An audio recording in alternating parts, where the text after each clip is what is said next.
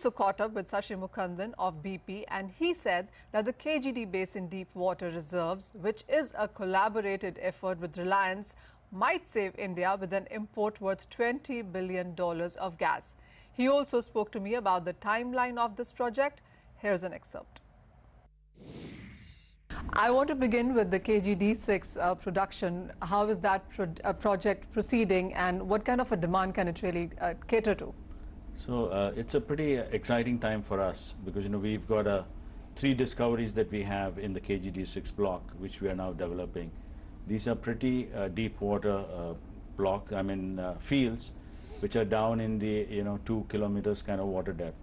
And these 3 we are now starting to work on it. We've actually started drilling in the first one.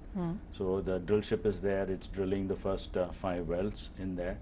In addition to that, by December we'll have the vessels coming in for laying the pipe. So our first set of vessels for implementing the project will start coming, and then during this winter months we will do this. Now, I don't know whether you're aware, one of the challenges we have in the Krishna-Godavari basin and in the deep water is the fact that you've got 2 monsoons. With the 2 monsoons, what happens is the period where you can actually work is between December and April. Okay. So in that time period you've got to do all your work, because again most of the work is done at 2-kilometer water depth. So what happens is you're using robots. So you're actually, it's almost like a Nintendo game. You've got people sitting there with joysticks making, you can imagine tightening bolts underwater, making sure you're doing welding underwater and laying all this stuff. And this pipe is actually coming up a 2-kilometer mountain. You're actually coming up into the land. So, so these things are all quite exciting.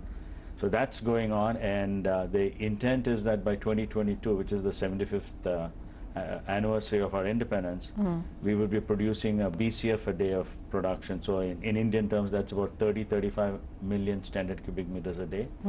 That should roughly be 10% of the projected demand in 2022 for India. So we're quite excited because we're playing into this, and it's something really material, both for us as well as for the country.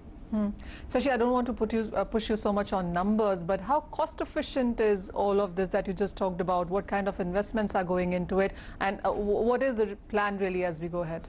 So these 3 projects together, if you recall, we talked about a 40,000 crore investment. So it'll probably build up to a 40,000 crores. And then what it does is, again, it'll produce about a BCF a day of gas coming out. This investment will happen over the next 4 to 5 years. So by 2022 we'll finish up.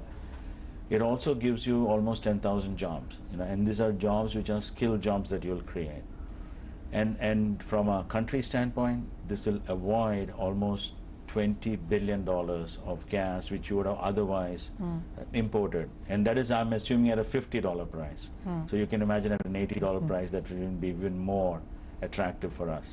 So from a country standpoint, this really helps, and this will allow us to start building gas to all these CGDs that are being licensed out. The government has come up with 86 licenses. This can go into that. It can go into the fertilizer industry, because fertilizer today imports LNG and is using our gas. Again, it's made in India. It's Indian gas, done by us.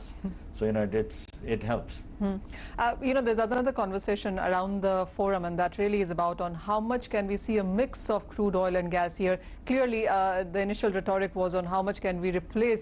How will you play with those words, and what does really seem to be a more realistic approach here?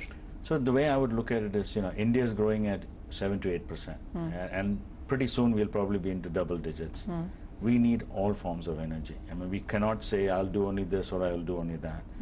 The intent is that long term we want to try and do this in a responsible manner, and you can see the government is coming up with with the idea that they want to get more renewables into the picture.